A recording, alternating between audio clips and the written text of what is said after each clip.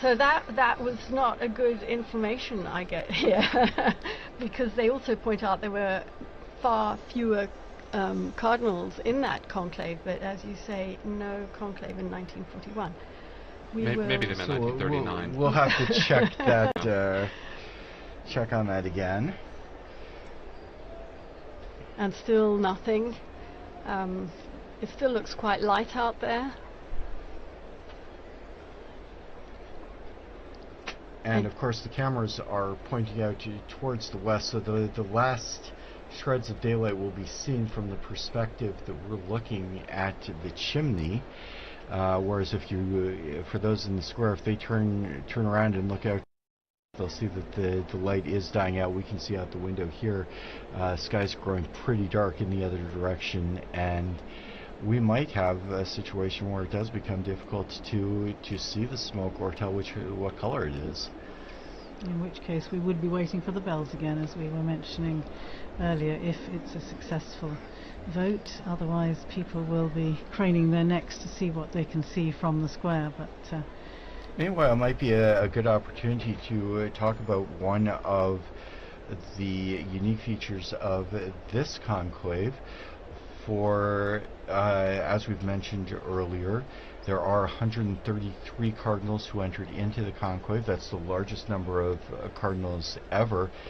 And there was actually a little bit of a discrepancy in the law and the procedures governing the conclave, because Paul VI in 1975 had introduced that the maximum number of cardinal electors would not be more than 120. Don, maybe you could tell us a little bit about the history of the numbers of electors, maybe even going back a little further. The question of the maiden elector was a very contentious issue, and when popes would make new cardinals to influence perhaps the conclaves, this was a big point of contention with the college at times. Yes. Absolutely. So the origins of as you know, there are three levels of cardinals. There's cardinal bishops, there's cardinal priests, and cardinal deacons. And originally, there are 6 cardinal bishops of the Suburbicarian sees. He's like Frascati and Ostia. Ostia is the senior bishop on the see. There were 35 cardinal priests. Cardinal priests were drawn from the original tituli, the early parishes of the city of Rome. And so we can see before even the year 500 the lists of the original parish, and they would be given the title to these parishes. And there were 14 cardinal deacons. The city was divided into 14 different districts based on the needs of the faithful. And so as time went on, this number was fixed at 70. But during the early modern period, the church had grown so much and worldwide that 70 wasn't enough to give a decent representation for the church anymore. And so during the after Vatican II, the number was increased to 120. And this allowed for a much wider representation of cardinals from throughout the world. And the discrepancy came because popes wanted to make more appointments, because you have cardinals aging out all the time. They're always, every month or two you have another cardinal that doesn't get to vote anymore. And it's not just Francis that exceeded the number. Benedict and John Paul also exceeded the number. They just did not have a conclave during the period when the number was exceeded. And so clearly it's the manifest will of the supreme legislator, the 3 last popes, that if there were to be a conclave, it would be that all the eligible electors. So the cardinals a couple days ago made a decision saying that this was the manifest will of the elector. All cardinals under 80 who are in Rome and can participate can vote. Joining us now in studio, we have Joseph Tulloch, our very own Joseph Tulloch from the English section. We were mentioning the Mass. Joseph was actually one of the readers at that Mass, as he read the other day at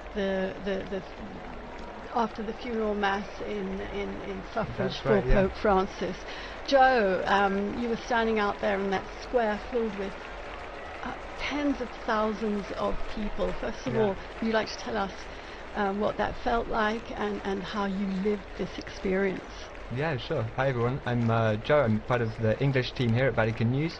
And what Linda's talking about there is, so I was reading this morning, but before that I had the chance to read at the second, what they call Novem Diales Mass, so the second Mass basically in memory of Pope Francis.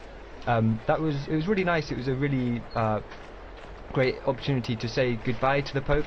That was right after the death, and we were still really missing him. So that was a really great opportunity. There's about 200,000 people showed up for that mass.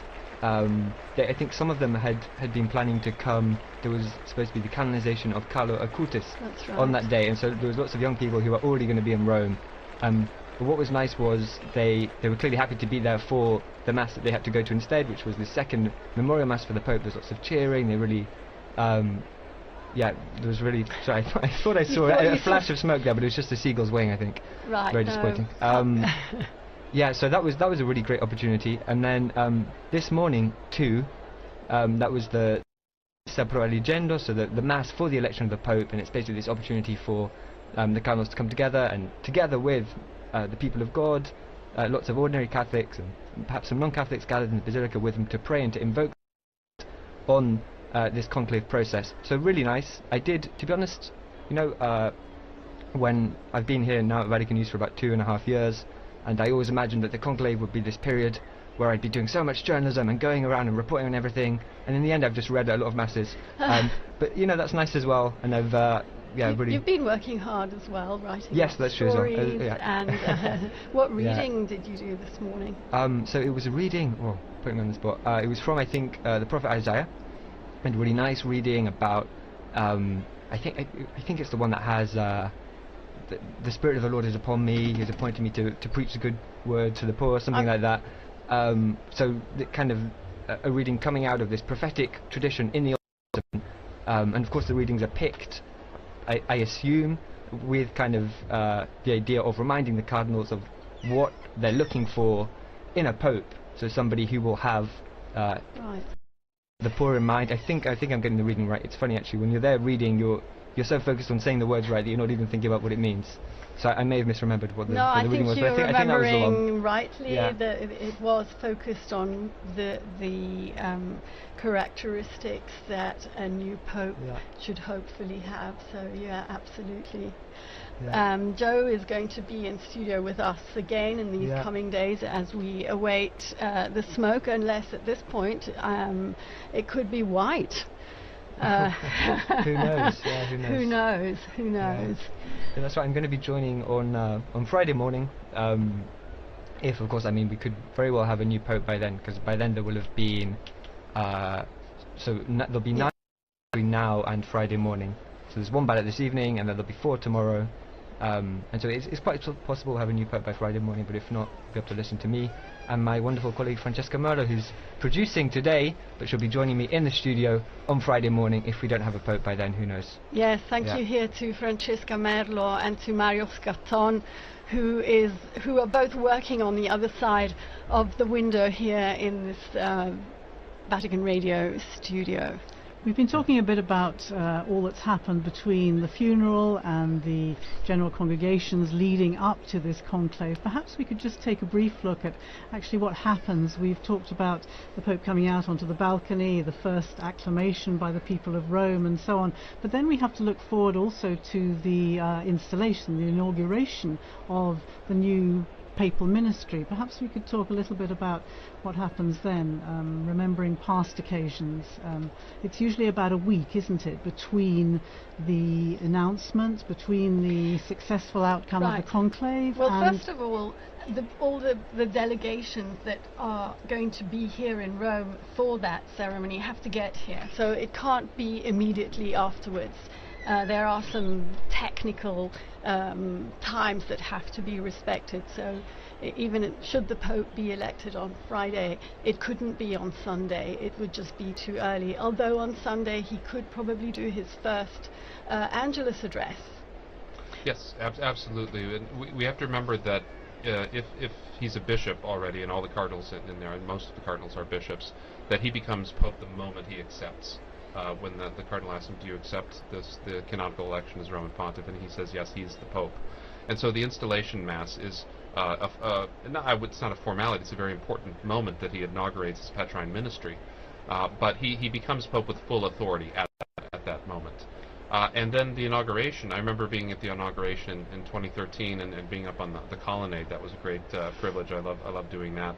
And you see, because then you allow just for the funeral too, like when they have the delay, you want the dignitaries to be able to come, and they will come. I mean, as we've seen it, I mean, the world pays attention to what happens in the city, and that's critical. But there's a whole set of ceremonies that go along with the new pope, right? That culminate really after the installation mass with the actual possessio, the taking possession of his cathedral at St. John Lateran, which I was also present for when Pope Francis took charge of his cathedral.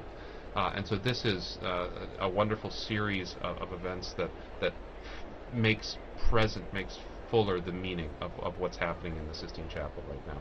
Pope Francis particularly wanted his inauguration, if I remember correctly, to be on the feast day of St. Isn't that right? And that, of course, became, again, a bit of a theme during the pontificate. We learnt that he had the statue of the sleeping Joseph that he would keep on his bedside table there in Santa Marta. Had a particular significance for him, didn't it? And he inserted the name of Joseph in every Mass that was said throughout the world. So there's a great devotion to St. Joseph, to St. Joseph in his feast days, as patron of the Universal Church, but also as a patron of workers and as a patron of fathers.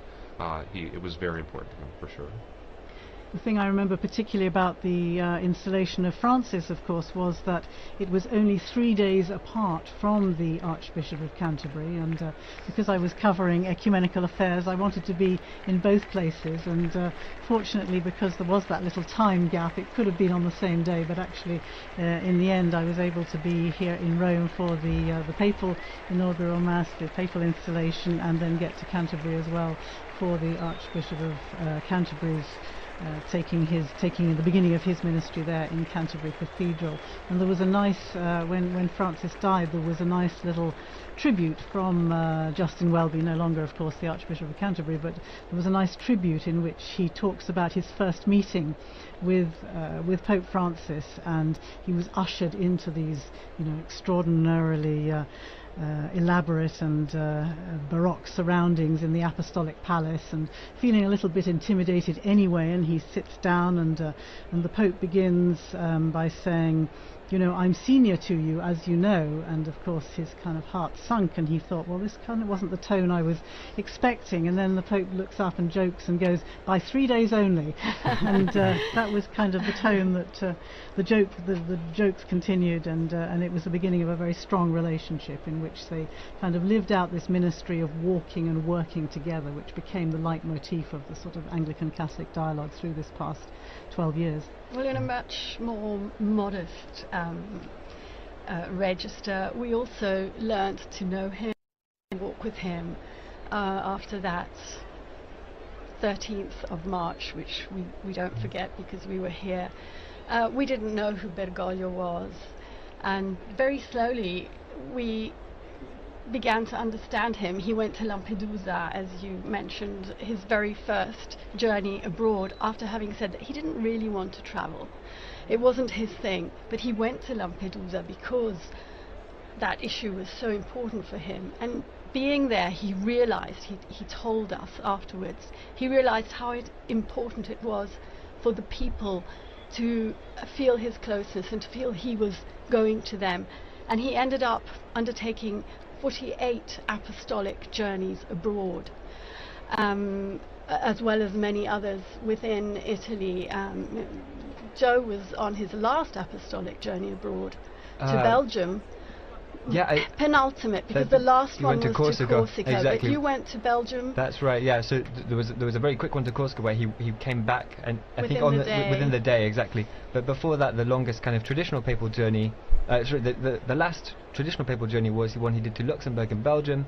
I was with the Pope for the stop he did in Belgium, and it was an interesting papal journey because it came right after this huge one that lasted several weeks across a couple of countries in Asia. So 4 countries. 4 countries in Asia. Asia and Oceania. Yeah, and there'd been some. So, for instance, he'd been in East Timor, where something crazy like 70% or 60% of the population turned up for a mass he celebrated, and these incredible scenes. And I think it's the most Catholic country in the world, with the possible exception of Vatican City. No, I think it's more Catholic than the Vatican City. Okay. That's what the Vatican officials quit. But Okay. Right. And so he'd just come back from that, and then he came to Belgium, which is obviously a fair country. It's a country that's been really marked by the sexual abuse crisis, which is something that's happened in the church all over the world, but it was particularly bad in Belgium. And so it's a country where there's also, on a level, there's some also distrust, I think you can say, towards the church. And so it was a very interesting papal journey for that reason. The Pope did a couple of things. So he met with survivors of sexual abuse, and that was a closed-door meeting, so there were no journalists there. We don't know exactly what was said, but there were some interviews afterwards with some of the survivors who said that he really listened to them and they felt moved by that. And he also visited some universities. So Belgium is home to two famous Catholic universities. I'm going to butcher the pronunciation. One is, I think, Leuven, and one is Louvain. And one is Dutch-speaking or Flemish-speaking. The other one is French-speaking.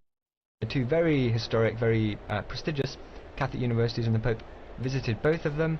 There was, if I remember rightly, there was at Leuven, the Flemish Dutch-speaking one.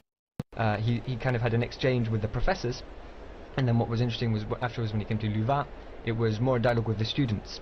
But on both kind of occasions, he was doing what we really came to expect from Pope Francis, which was this dialogue, kind of talking to people, even people who disagreed with him. I remember there was some when the students were talking to him, as well as lots of, they agreed with a lot of what he said, and then they were pointing out some points where they disagreed, and that was really typical of Pope Francis as well, this desire to talk to people, even people that didn't agree with him. Absolutely. And so it was kind of it was a classic Francis trip in that way. I was speaking to the international director of the Jesuit refugee service just slightly after his death, and he said very much what you have been saying. He would sit down and enter into dialogue with the person he had before him, and it was never a problem to disagree or to listen to a differing perspective. In fact, he was interested in doing exactly that.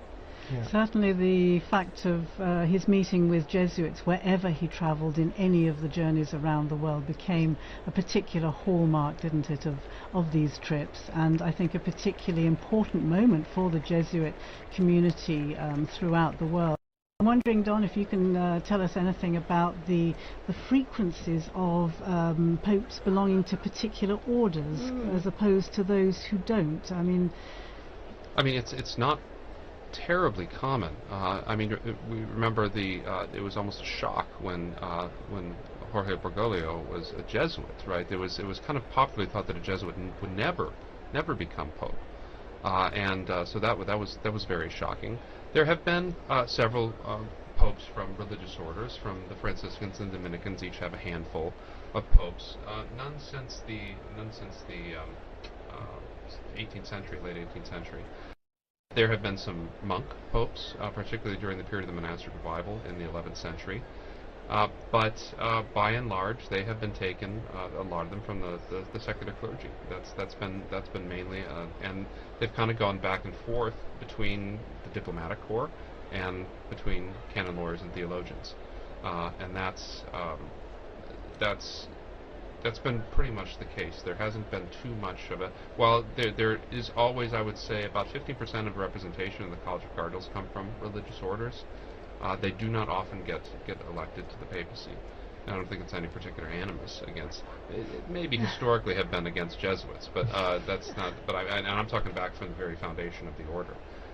But it's really something that the person has to fit the job too.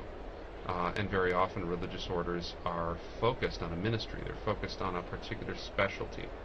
And the pastor, the secular priest, the bishop has got to be all things to all people. And that often is better training for the kind of things you'll encounter in the papacy than other forms of religious living.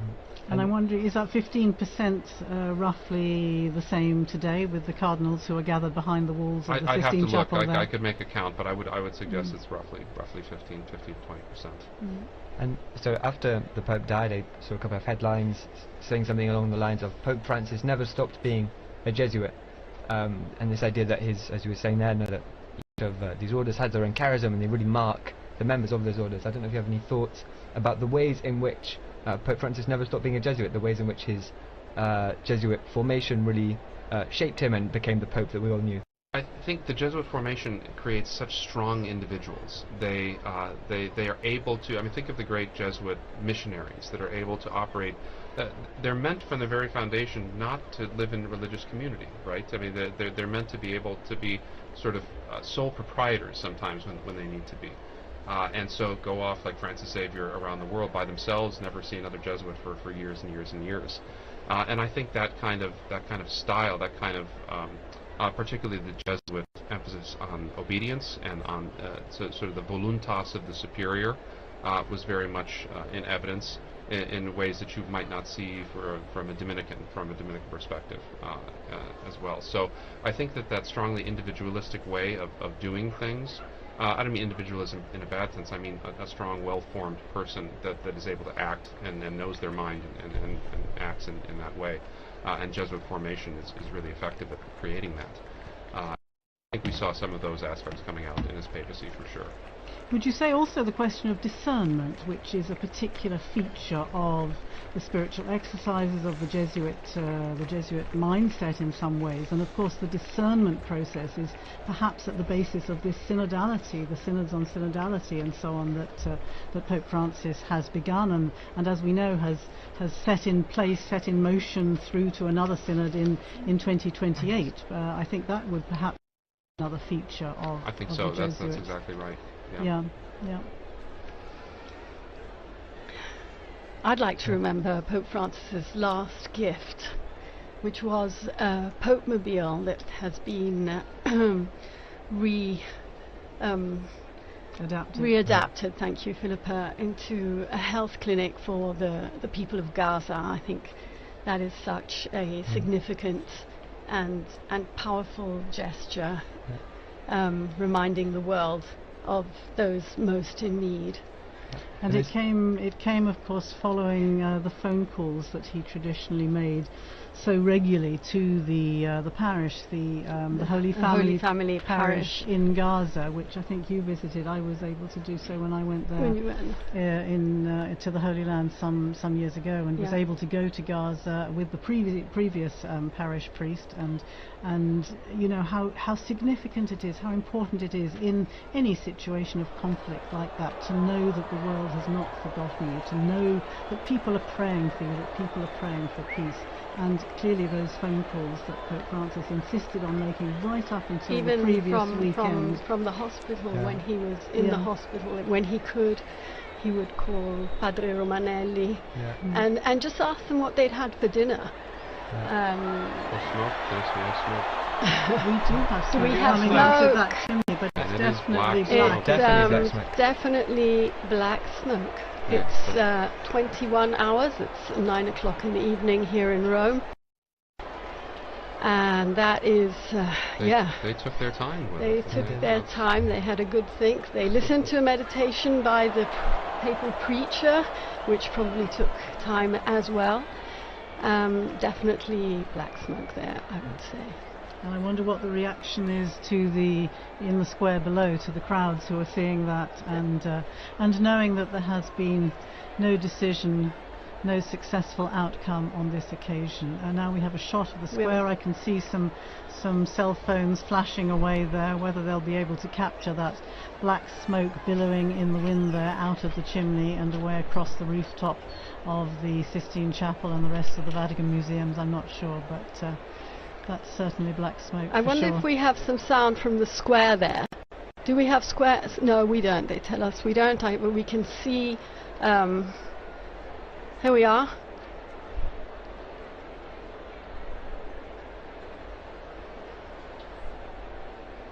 Well, The noise they've of the made sure crowd. of it at least. That's good. They've Oh, got wow. a good bit of it. Yes, a good crowd in the square. And you can see, of course, those giant screens set up so Right. that even if you can't actually see from where you're standing, Which it looks Yeah. difficult to see from It now. does. but yeah. And in fact, I remember that from past And as you were years. saying, it's At dark. nighttime, yes, Yes. it becomes difficult. Okay. Okay. Well, that is again. I never failed to be moved by the sight of our most beautiful, beautiful city, the Bernini colonnade, St. Peter's illuminated, that night sky. It could have rained today, but it didn't. It's also a blessing for many. Good weather for the rest of the week. So. There you are. And you can see, if you're watching on the television screen, it is now completely dark in Rome. The lights are on, the new illumination of the dome of St. Peter's. And the crowd, I think, is very relieved to see smoke, and very definite black smoke. I think there is no question from the very beginning. I want to say thanks to Joseph Tulloch for joining us there. He disappeared out of the studio. Yes, and thanks again to Joseph for relaying his experiences. And thanks to our team in studio. I can see people making their way. Yes, people are moving swiftly out of the square. Definitely past dinner time here in Rome. But and I'll tell you, it's going to be tough to find a restaurant anywhere near St. Peter's this evening. Yeah. But do keep following us here on Vatican Media, Vatican News. We'll start tomorrow again at 10:30. Is that right? Rome time? You are a guest tomorrow morning again, yes. and with Christopher Wells here in studio. So yes, 10:30 Rome time tomorrow morning for another marathon and commentary. We'll have Devin as well tomorrow in the anchor spot. Yes. He joined us with some great contributions from the square. So Devin, yes.